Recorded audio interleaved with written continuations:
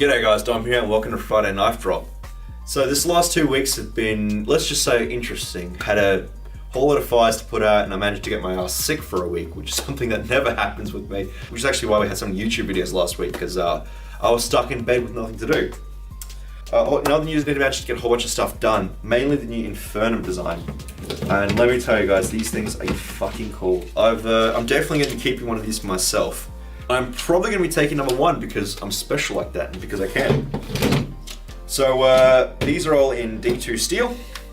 These were actually named by Mr. Mars Blades, a subscriber of mine, and he's going to be getting a bottle opener probably next week or whenever I make them. So, Infernums. So I did these in a whole bunch of different colors, as you can see. We've got them in black, brown, and different brown and brownish green because I'm tactical, yo. So, we'll go off with number one, which is actually mine. As you can see, it's already been messed up a little bit. I've got these all numbered at the moment. That's just painter's tape, comes off easily, obviously, because these are all fit to the sheath, and once you mix them up, it's almost impossible to figure out which one goes where. So, let's get this off. If we have a look, you'll see. So these are all in D2 steel. We have a Cerakote finish on there because D2, well, it's close to stainless. It's just a cunt hair under being a stainless steel, actually. It does rust, especially in more humid climates. It does tend to rust. But my solution to that is to Cerakote it, which protects the steel and keeps it all nice. D2 is one of my favorite steels. It cuts for fucking ever, and it's pretty damn tough. There's a reason we've been using D2 in the industry for decades. It is a solid steel. It's a reliable steel, and it's a steel that's proved itself for a really long time. So the Infernums particularly were sort of a design where I wanted to be a bit more sleek. I was kind of thinking about spaceships and jets and futuristic shit when I designed these things, which is why you've got the angle plunge there. And I also put these 3 holes in there, just to kind of spice it up a little bit, because otherwise it'd just be this blank, boring handle and it'd be really boring, a really boring knife, you know? But with the holes in there, I really think it adds something to it. It makes them look more exciting, especially with the angled plunges there. You have a look, instead of having a square plunge like, you know, everybody does, my plunge is angled, which makes it a little bit more difficult to grind. If you'll see the YouTube video where I made these, you'll see that I was actually grinding them like that, basically, with a platen going that way, which makes it a little bit more difficult, but it looks really cool. You get that really sexy swoop right there, which just looks really cool. I did these all with flat grinds on them, just because I wanted them to be a little bit tougher, so they actually are flat grind all the way down. And these things are great cut, as you'll see in the YouTube video where I was just chopping shit with it all day long. These also have a integrated glass breaker, very, very low profile. We also have a bunch of different colors, which is nice. We have this one here, which is brass. It's sort of a custom color. So one off pretty much. He mixed up some other colors and made this thing. Just kind of cool. Again, you've got the sweeping plunge in there, you've got the logos lasered in there. And then these are all serial numbered as well, because I like doing serial numbers. It's kind of cool. And what I've seen happening recently is people are like, are buying like serial numbers with their birthdays or their partner's birthdays and stuff, and it's just kind of a cool thing. So that's 003. If I was smart, I'd do these in order, but apparently I'm not. 002. This one's just got a weird sheath because it kind of happened that way. So this one's kind of a unique sheath there. Still works great, just has a thumb ramp where the others don't.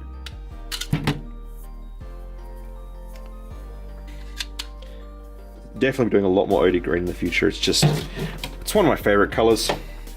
Burnt bronze, 004. So that's burnt bronze, just really cool. I've done a lot of stuff in burnt bronze and it's always been pretty popular. Just that really futuristic kind of tactical look. Did 2 of these in burnt bronze. Where's the second one? Did another one here in burnt bronze as well. And then I've also got the black ones. These are in the blackout finish, which is a black Cerakote and a black sheath, which is 006, and 007 just had to be blacked out just for a maximum cheesy factor. Got some oils in the holes there, giggity.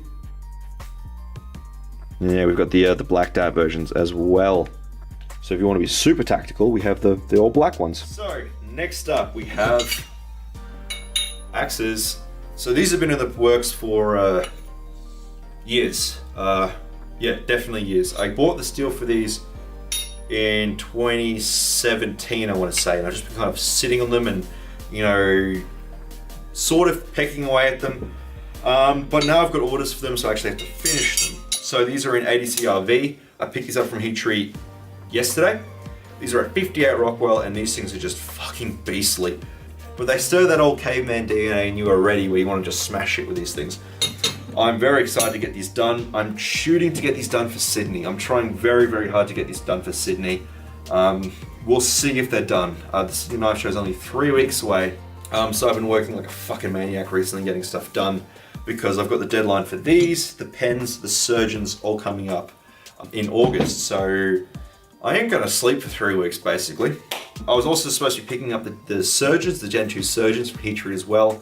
Unfortunately, when I Rockwell tested them, they all failed.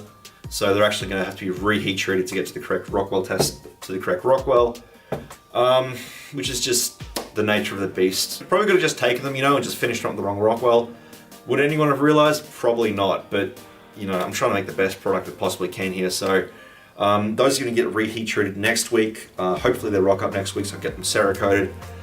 And I figured at the end of the day, worst case scenario, they're gonna be late by a week. Speaking of pre-orders, we have bottle openers. So my last batch of bottle openers, I did 13, and those things sold out in like 2-3 days. So I have got a batch of a shitload. A shitload being 50 something, as I drop them all on the floor like a genius. So we've got a shitload of bottle openers coming. I'm probably going to rename these to the Whalers. I just got to do some research if anyone was actually making a Whaler bottle opener yet, because there's a lot of bottle opener names and all that sort of stuff. Just because, you know, they're screaming, and I thought Whaler's going to be a cool name, you know, like a screaming whaler kind of thing. We'll see. So those are going to be done sometime before August. The cutoff for those is August, and most of the work is done on them already. I've got them water jet cut. I've actually ground the outside of them, so at this point it's just finishing work. So whenever I get time, I'll get these all in the acid, and we'll get them all anodized up and all pretty and get them listed on the website. I did a shitload of them, so hopefully they stay in stock for a while. Last but not least, we have pens. So this is the recent batch of the DB/MIG collab pens. There is 50 of these in the works. I kind of bit off a little bit more than I can chew in hindsight, but we're working away. But we're making progress. I'm hoping to get these all done in the next 2 weeks. As far as the pre-order ones go, those are the first priority. So the pre-order ones are pretty much all done. At this point, it looks like I'll have 30 of them left over in stock. Of that 30, I'll be taking a decent chunk of them and be putting them up towards the Sydney Knife Show. Anyway, guys, thanks for watching. Sorry there was no vlog this week. Obviously, being sick, I didn't have any interesting footage, so we didn't do that. We've got more build videos and all that sort of stuff coming. And as always, thanks for watching my videos, and I'll see you on the next one.